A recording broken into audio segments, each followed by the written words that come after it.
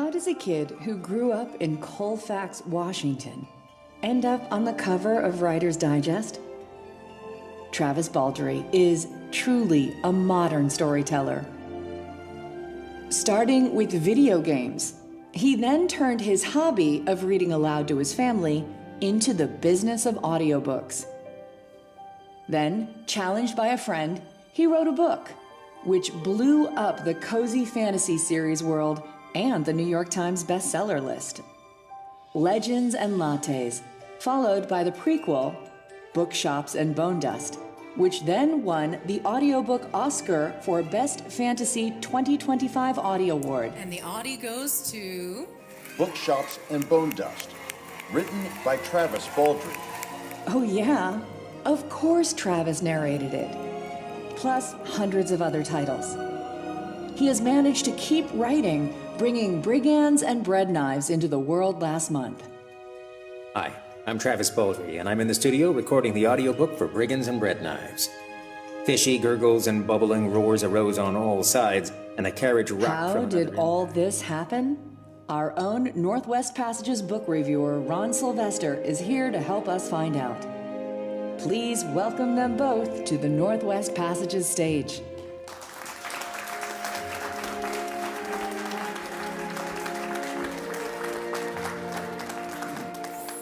Thanks for being here with us tonight. So I see a lot of young people, or at least more young people than I'm used to seeing in Northwest Passages here tonight. And I just want to tell you, you all have the coolest parents in the world. Because my mom would have not let me read this book because of the first word on the first page of the book. We're not going to say it. Are you sure? There's time. Yeah. I'm not going to say it. We're just going to show it. You can say it if you want. Maybe I'll get around to it. So, but can you take us inside the creation of this fantasy world?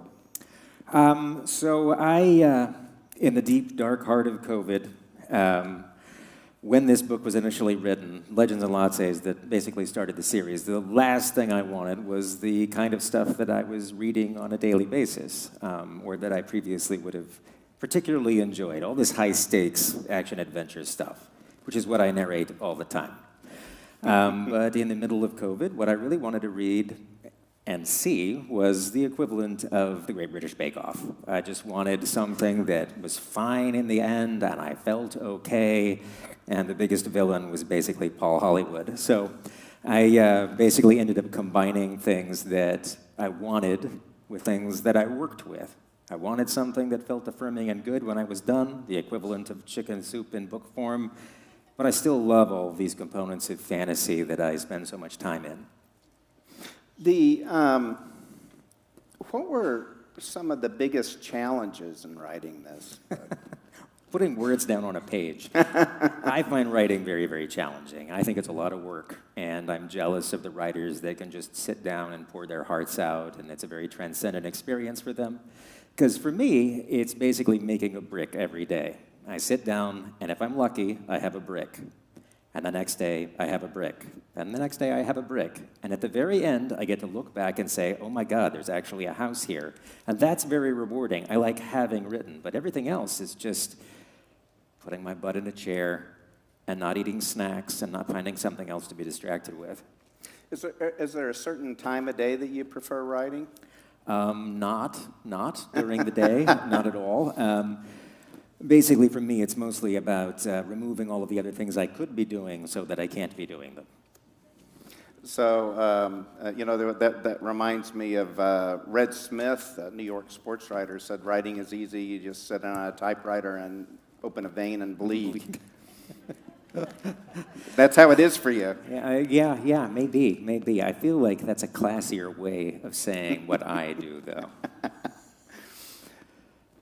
What was your most surprising discovery in writing this book? And I'm not necessarily talking about plots, but just about the process in itself. I think that for me, the biggest realization, the biggest surprise has been that that actual parts of my life matter in a book. People often say, you know, write what you know, and I always kind of discounted that because my life didn't sound very interesting. But all of the books I attempted to write before didn't really include any of me in them. And until I actually started putting in some of my actual experience, the books never functioned. And now it seems like that's something essential that I have to do. But I never would have expected that at all. It goes back to write what you know. Mm-hmm. I mean, do you have a lot in common with rats? A surprisingly large amount, vocabulary, for instance. This book is basically a book about learning to disappoint people you care about and how to say no. That's honestly the through line of the book, and that's the personal experience that, for me, was foundational for writing it, because it feels really, really relevant to me, and has been really relevant to me for the past couple of years. Legends and Lattes, the first book, was the story of an orc mercenary who, in her 40s, decided she didn't want to do that anymore, so she moved to another town, started a new job, and discovered this really amazing, welcoming community of people. I made video games into my 40s. I stopped doing it. I moved to Spokane. I started a new career as an audiobook narrator and found this really incredible community of book people that are now essential to me. So all of these books have basically more or less been about me, just not necessarily recognizably so. Your books tend to feature women as main characters, or as decision makers, or as the characters who do most of the action. But you say you write what you know. Were there women in your life, or who were they that served as role models or helped you understand, you know, what was going on in the hearts and minds of women? Some of my best friends are women. The reason though the books are so female-led is just because I have a rule, which is that all the characters are female unless there's a reason for them not to be. Because in the fantasy genre that I write in, it's often been the opposite. Women were almost always the token character. They'd finish writing the book and say, oh my God, we forgot to put one in. So I just decided to reverse the process. All right, and give the women their due. At the end of the day, everybody's just a person, right? The first book includes a queer romance, and I am a straight man, but it's really not about the act of being a queer person. It's just the fact that everybody is a person, and if you write about people, you should be able to write about anyone. So there shouldn't be any real distinction between writing about a man or a woman. Our experiences are really the same. What kind of books did you read as a child? Lots of fantasy. I read The Hobbit before I should have stumbled onto it. Dune, I know I pulled off of my uncle's bookshelf when I was probably 9. My grandmother was a science teacher in rural Texas, and she got all of the old books that got removed from the school library. So there was just a lot of bizarre and obscure old children's books that I read. Freddie the Pig, a bunch of other stuff. And this is not just a question about your childhood, but can you tell us which writers you've really that have been your favorite, and who have served as inspiration for you? I think in the end of the day, every writer that you read, whether you realize it or not, serves as inspiration. It all kind of goes into this mulch pile in your head, and you're more or less filtering out the things that you're attracted to and the things that you aren't. But if I had to name someone, I've always loved the way that Stephen King writes people. He can just ramble off for hours on just about anything, and I will follow him there because partly he writes to be read aloud. And I think that I really respond well to written words that are spoken well. And I tend to write that way. I write with that in mind. And God, I get going. I mean, I read Tolkien early on. I still think Tolkien is amazing. I was a big fan of Terry Pratchett. Terry Pratchett is one of my favorite authors. And he also used fantasy to talk about everyday things. He would talk about people. He would talk about society. He didn't talk about the traditional things that fantasy is preoccupied with, and I've always respected that. What were some of your favorite things about the places you grew up? That's a really challenging one. That's a really challenging one. I was initially born in Texas. I lived very, very rurally on a dairy. I'm a farm kid, and I just having an open country that you can wander in that's full of, honestly, a lot of dangerous stuff. There was just rattlesnakes everywhere. There's a certain kind of freedom to that, and there's this idea that you're exposed to all of the world. I grew up in Colfax and Pullman. I do not currently live in Colfax. Spokane I've always really enjoyed. I have a lot of fond memories of Christmas time here, going through all of the elevated pathways back when there were actually tons of stores up there. And I used to go to Port Townsend a lot when I was younger, and that's one of my favorite places in all of Washington. All right. And what do you like about that? It's got a very kind of New England vibe, but it's also small, it's arty, there's a lot of culture, it's beautiful. The bunkers that they have built up into the cliff sides are tons of fun to explore if you're a kid or an adult.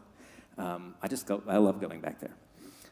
So it sounds like you were in these places where you really were connected to the beauty and adventure of the place, and do you think that plays out in your fantasy? I think so, because I think, move this away from my mouth so I don't spit at it. I think one of the things I like doing with fantasy is using it to talk about everyday things, to talk about things that most of us would consider mundane, because I think it reminds us that those things have value. We are often reading fantasy that talks about things we'll never do, fighting a dragon or overthrowing the evil overlord, but I think using all of the trappings of fantasy to talk about things that we all experience is just this reminder that this stuff it actually matters, and it matters because we all actually experience it. And so I think that's kind of foundational for me. Tell us a little bit about your family. I have a couple of kids. My eldest is a sophomore at WSU, and my youngest is a sophomore at St. George up over the hill. And I have a dog named Penny who is very, very old. All right. And so 2 kids in college? 1 kid in college, 1 kid in high school. That's 1 kid and 1 kid in high school. So, so you need to write a lot. I guess so. Or sell a lot of books. Or record a lot of audiobooks. It's nice to have 2 careers. How did your experience in video games instruct your writing, if it did? Kind of some interesting ways. I'm going to give you kind of 2 answers. One is ways that you probably wouldn't expect. I was a software engineer, so I didn't write for video games, but a lot of the organizing principles of writing games have been really useful, because basically you're doing something creative on a budget with a very specific timeline, and everybody gets fired if you don't succeed. So learning to be creative with time pressure is actually really valuable when it comes time to write. I write like an engineer, so it has to be structurally sound. The build has to not be broken at the end of the day, and I found that to be really useful. On the other side, writing games is very, very different from writing books, and it made me appreciate what about books is so important. Games are basically, and this is going to sound bad, it's not intended to be, but they're basically selfish. They're about your own personal experience. They're about how do you feel right now. And if you don't feel the way that you think you should feel, then they must be broken. And you should probably write an angry forum post or dox the developer or something. But books are basically empathetic. It's about connecting to somebody else's experience. And writing games and then subsequently reading audiobooks really just made that a very stark difference for me and what was so important about books to me personally. Are you a visual writer at all? And what I mean by that is, while you're writing, does this story play out in your mind or in your imagination as you're writing it down, or? 100%. Yeah, absolutely. I'm a very visual writer. In fact, that's the sort of stuff I usually have to remove because I see all of the shots very cinematically. And when people have dialogue in a movie or a TV show, they do all kinds of stuff. You know, they gesture or they move or they blink or they nod. You put too much of that in a book, it's very, very, very annoying because everyone seems like they're on speed. So that's the sort of stuff that I have to take out. It's really useful from a logistical sense. You know, the scenes all tend to make sense, but yeah, very much a visual writer. Well, and that probably helps because you write very graphically. I was explaining to somebody that this read to me like a graphic novel with no pictures because your writing was so vivid. I'm glad. Yeah, and then that probably comes from you visualizing things and writing them down. Well, and also they're just written to be read aloud. I have a really developed interior voice after narrating thousands of hours of other people's books, so I know how stuff will sound before I write it, which ends up being a really useful shortcut. If you could learn anything, what do you think it would be? If I could learn anything, what would it be? I mean, I would learn every language. Every language. You know, I feel like it's a cheat answer, but I'm going to go with it because the ability to have access to all of the things that have been written that I'm never going to be able to read or experience would be pretty amazing. What's the last book you read that kept you up at night?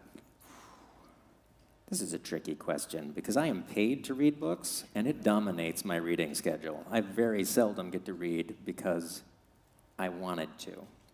But I'm going to say the last one was probably a book by T. Kingfisher, Ursula Vernon, and I think I stayed up and burned through Thornhedge just all at once one evening. What's the most unusual thing that you've done in researching either a story or a book or a video game? Boy, I don't research anything. That's one of the great benefits of fantasy. I just get to make it up. I did, because the first book involved a coffee shop, I did have baristas check it over after the fact to make sure that I didn't do anything howlingly stupid. So it was more retroactive research. Details. Okay. You had mentioned to one of our writers that your next book is going to be on the game lit, the lit RPG, which is role-playing games, literature. And could you kind of explain what made you want to tackle that genre? So for anybody who hasn't read one of these, it's basically just like any other kind of story, but things that are left vague in normal fantasy are made very explicit with numbers or names or a system that's relatively concrete. And people who have experience playing games really respond well to this because it makes the way the world functions feel relatable in a way that's very different from normal fiction. There's a certain, it's like the joy of watching a progress bar go up, but in print form.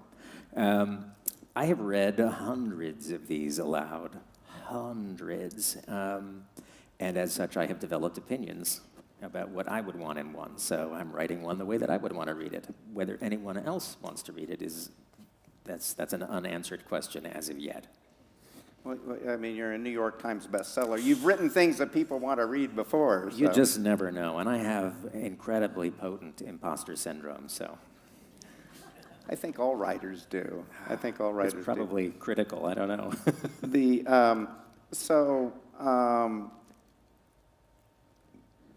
He reads his own audiobooks, he reads other people's audiobooks. We usually don't have authors read a lot of this, but would you like to hear Travis read in his voice? All right. I will swap microphones because it's so much easier to do it with one of these. Are we dead here? And this is off, or should I just remove it? Okay. Before the Hall of Mirrors.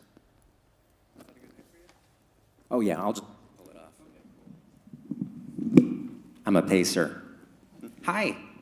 All right, so I'm going to give you a little bit of a preamble for this if you have not read the book. Has anybody here not read the book? I'm sure some of you have not.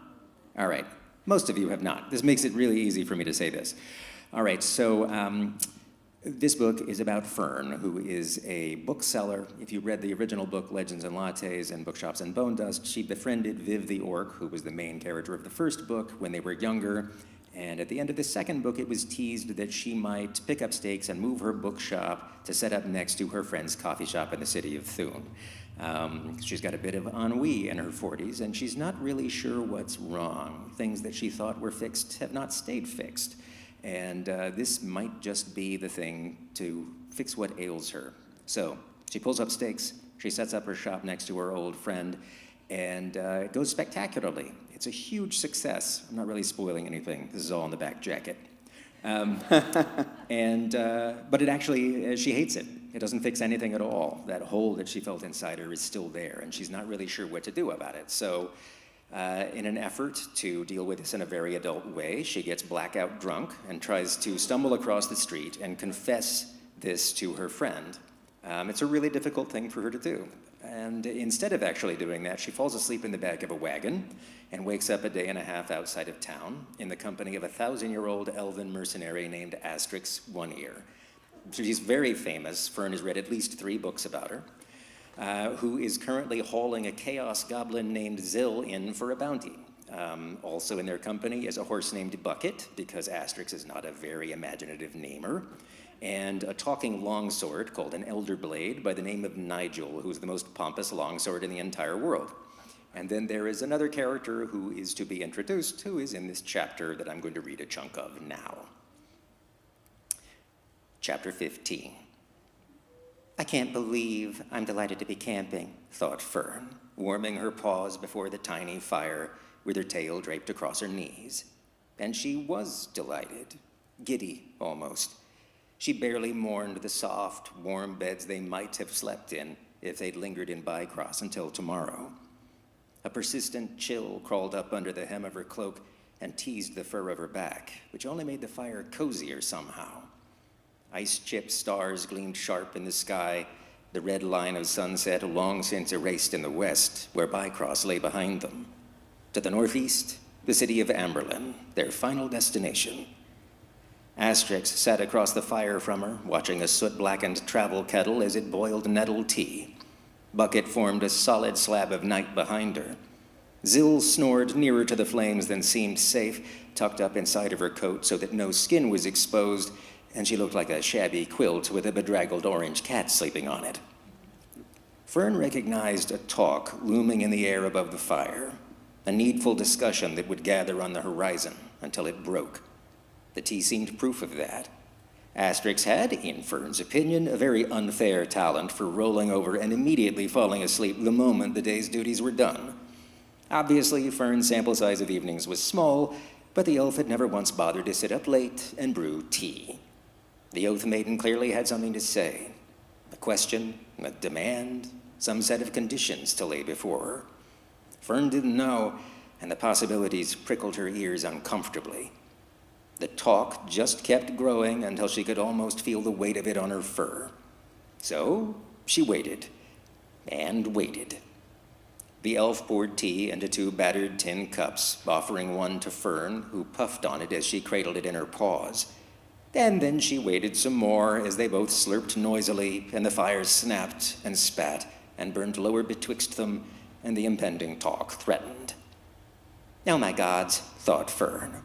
It was dawning on her that the Blade Mistress didn't have the slightest idea how to start the conversation. Is she out of practice? Fern thought she just might be. She caught Asterix's increasingly distressed gaze. They stared at each other for a long, awkward span of time. Then Fern did the only thing she could think of, which was to talk about something else entirely. So, how did you and Nigel end up together? The elf blinked and glanced at the Elder Blade, where he leaned, sheathed and in easy reach, against a nearby stone.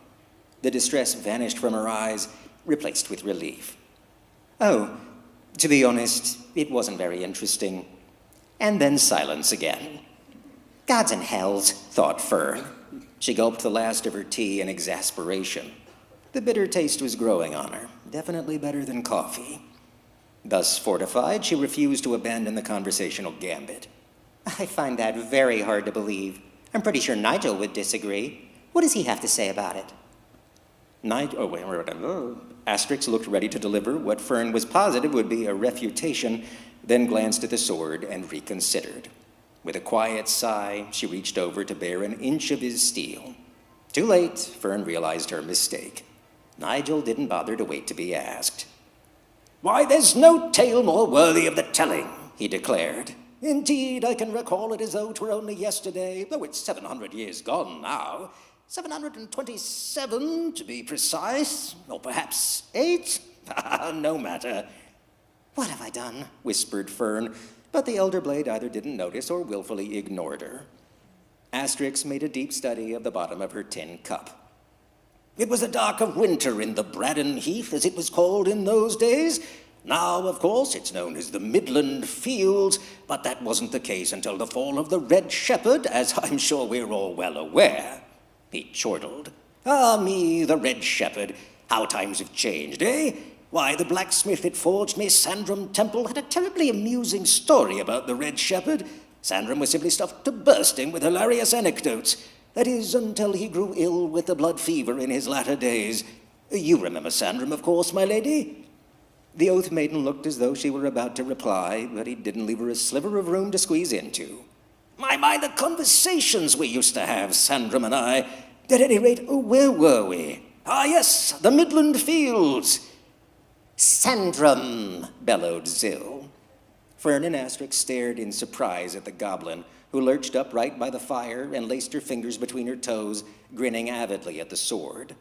Nigel, blessedly, had been shocked into silence as well. Momentarily, anyway. "Yes, as I was saying." Fern clearly recognized the affronted glare in the sword's every syllable as he tried to resume his narration. Zill ignored him and rummaged through the pockets of her coat while the elf and Ratkin watched, and Nigel fretted over his distracted audience. "Shankling," cried Zill at last, and from a hideous green pocket she withdrew a silver bread knife.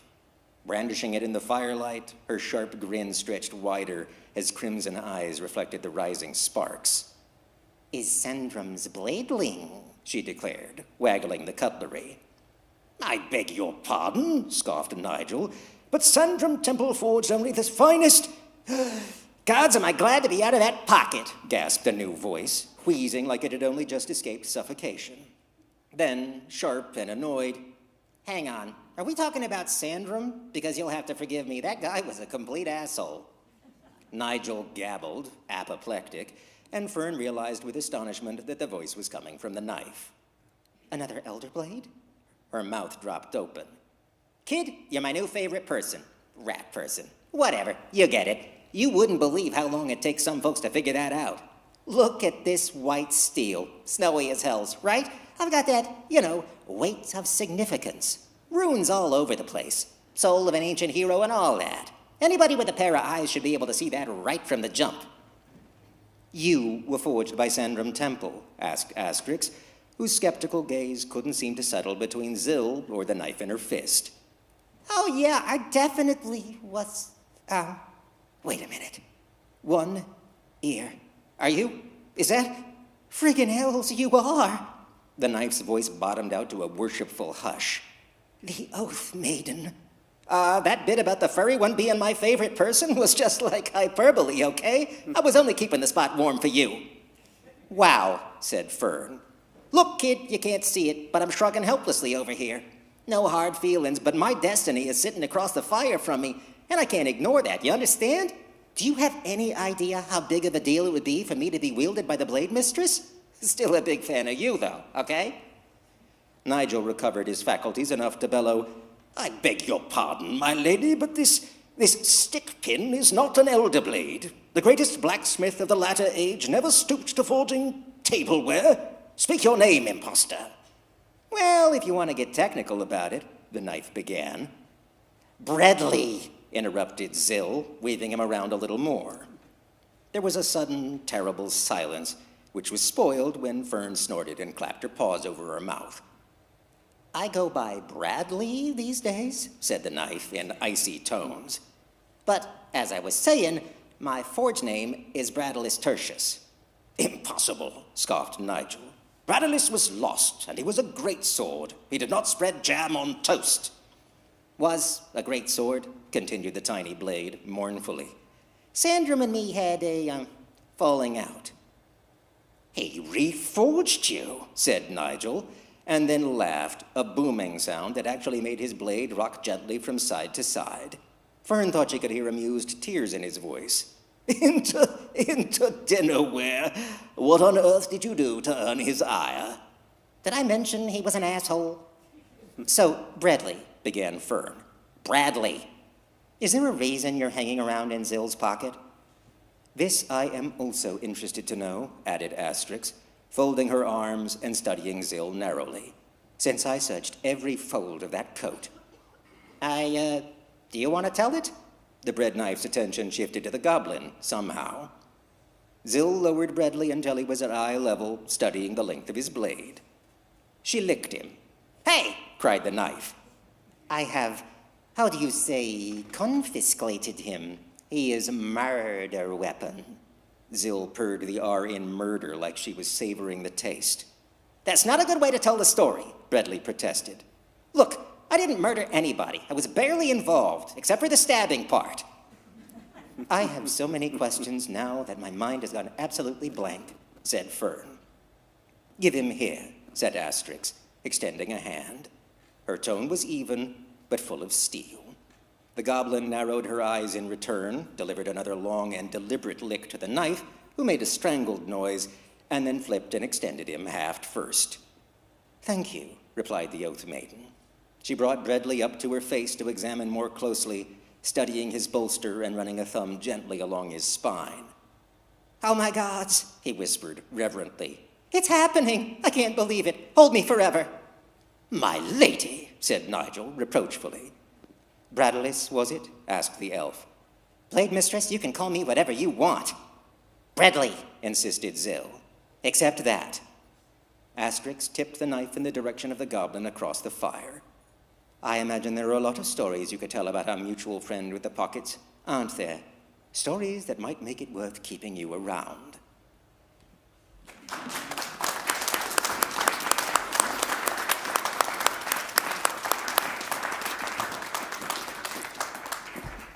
We'd like to open up the questions to the audience. If anybody has, just raise your hand and we'll come with a microphone for you. If you have a Q, I have an A. But if you have no Qs, this will be remarkably easy. Any questions about Oh, talking yes, about? I see one right here in the front. Please hold.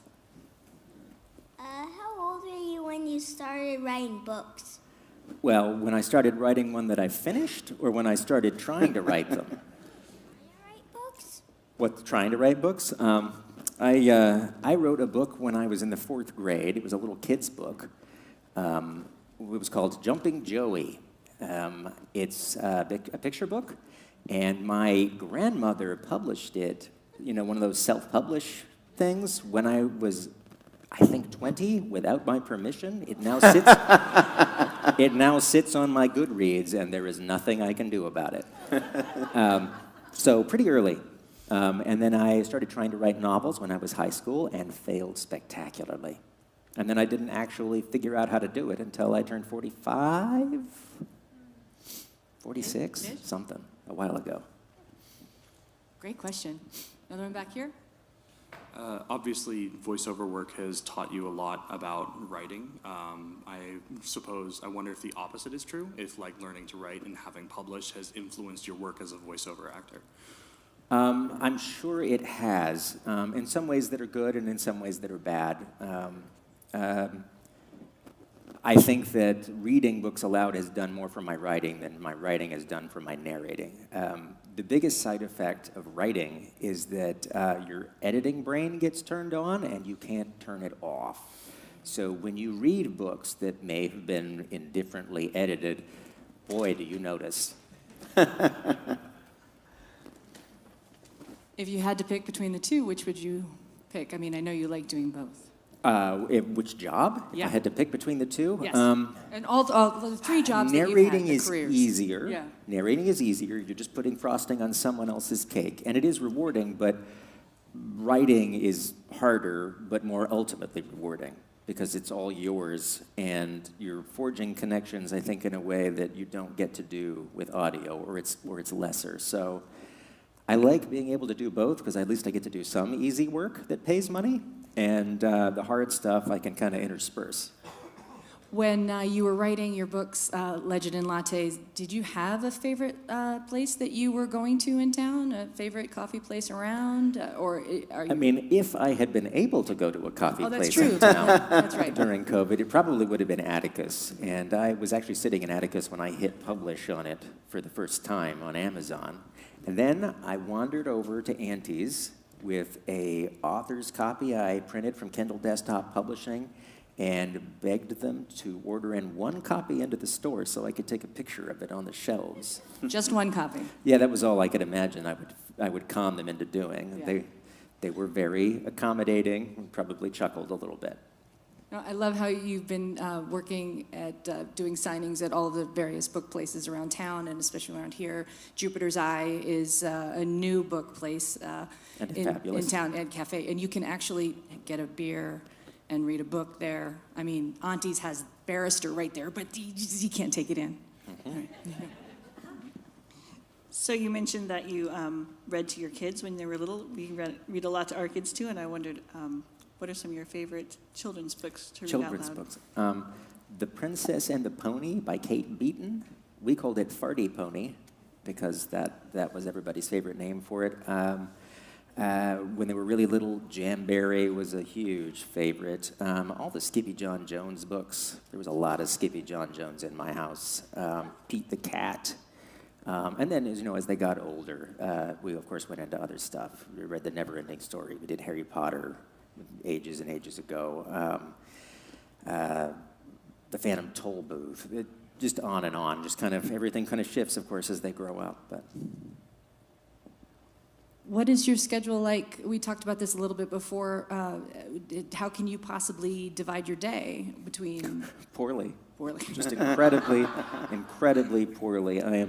Remember I said this book was about disappointing people and saying, no, that is my white whale, learning how to do that. Followed you on Instagram. I see you're booked through till like 2026 for audiobook stuff. And Yep. I have not booked a new audiobook for like 2 years because I had to cut it off because it was 4 years out. And it became, which sounds great. Yeah, the writers that work with you, you're like contracted to them. It sounds great to have that like stability until you get sick or want to take a vacation or start a book career and suddenly have books that you also need to deliver during the same time scale. And then it gets really complicated. I'm still digging out. I can't imagine that you found a voice double yet. I don't think I can double your voice. No, and I don't think I'd be able to do it. I don't think I'd be able to let go. Yeah, there's that. Anybody, other questions in the audience? We were up. Oh, over there, Jane, I see you. Okay. One over here. Just something really embarrassing. How many times do you have to read a book when you're going to narrate it? I don't read them ahead of time at all. You pants them? What's that? You're pantsing them? I 100% pants them. So that's not what you should do. I'm not. If you're an aspiring audiobook narrator, I am not giving you this as advice. There are a few caveats to this. One, I'm really good at finding out what I need to know about a book without reading it. And if you read fantasy like me, the thing you mostly need to know is how to pronounce all the made-up words. Well, the shortcut to doing this is turning on the spell checker and finding all the things it doesn't understand and putting them in another document and writing out your expected pronunciation and then sending it to the author and saying, if you disagree, let me know. Most authors don't know how any of those words are pronounced, so they're just happy to go with whatever you said, and that's great. You learn to search for things like accent or brogue so that you don't discover that someone is German on page 472 after you've been voicing them for the past 20 hours. But largely, I'm a good cold reader, and because I read it in the genre of fantasy, I don't have to do the same level of research that, for instance, a historical fiction narrator might have to do. If I was doing historical fiction, I'd have to prepare a little more rigorously because you're dealing with potentially real people in real places, and you want to make sure those things work. Pronunciation is king, and accents are important, but I don't have time for that. And the genre that I work in is really conducive of not having time for that. Many of the narrators I know prep a lot more extensively, but man, I would never get anything done. Was there one more that I missed right here? Okay, last question. Hi, you just finished this one, but any plans for another book in this world? Maybe Satchel? So there is a book of shorts that's going to come out probably next year called Tales from the Territory. I wrote several different shorts. I tried to write a Satchel one. I wrote 2 attempts at it, but I wasn't happy with either of them. I know what happened to him. I'm interested to write one. It does include a thimble short. If you read Legends Lattes and wanted to know what he was doing beforehand, now you will know. There's a Vivian Tandry short, and there's a Tandry short. Anyway, that'll be coming out.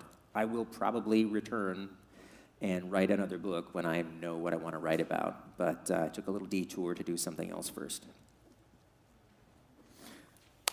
Thank you very much. All right. And it's going to, and you'll be pleasantly surprised. We have more than one book out here. Cool. Anyway, and didn't have to beg anybody to put it on the shelf. So we can. We go here at this raffle. If anybody buys a book tonight, you get a Baldree beer. Oh yeah, we had special First Amendment Baldree beer made.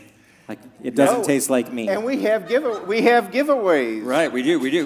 Here was my takeaway from tonight, though it was fantastic, the voices, is that my last name is Curly, and I have the worst hair of anyone up here today, by a long shot. I named this one Stacy and this one Betsy. So, all right, let's thank them. While they're going out there, we're going to have a quick raffle. So this looks like it was a character from the book, but it's not. These are the printer's devils that protect our building. I love them. If you've never gone up with me, you should, because we will take a selfie with my favorite one, who I've named Stacy. So I had stickers made of Stacy. He's wonderful. Then I decided we needed plush. I travel everywhere with Stacy. We went to Disneyland this weekend. And Dale Lancaster, you get this. It's going to be fun. So Christy Burns has it up front. We also have a poster that we've given away at every single event. It is a print from the early 1900s of that appeared in our paper. Adriana Weber, you have that. And then one night, our designer had a little bit to drink and said that would be awesome as a Warhol. And this is what happened. Alan McCoy, you have that. When we announced in April that we were going to go nonprofit, it was at a big national journalism conference, and we had No Lie with First Amendment beer there, and we gave everybody in the conference beer and shirts that said, America needs journalists, First Amendment beer. Bill Sharon, you get one of those. We had other shirts that said, this is freedom's favorite beer. Let's see, Elizabeth Hart, you get that one. The newest shirt that we just made for our newsroom are these. It says truth, freedom of speech, journalism, free press, transparency, and justice, with the handsomest building in Spokane on the back. Megan Rowland, you have that. If for those of you who would love to wear a shirt with punctuation on it, we have comma shirts for Carter Ingstrom and Michelle Jacobson. And Travis's book is in the lobby. Thank you all for coming. I hope you had fun.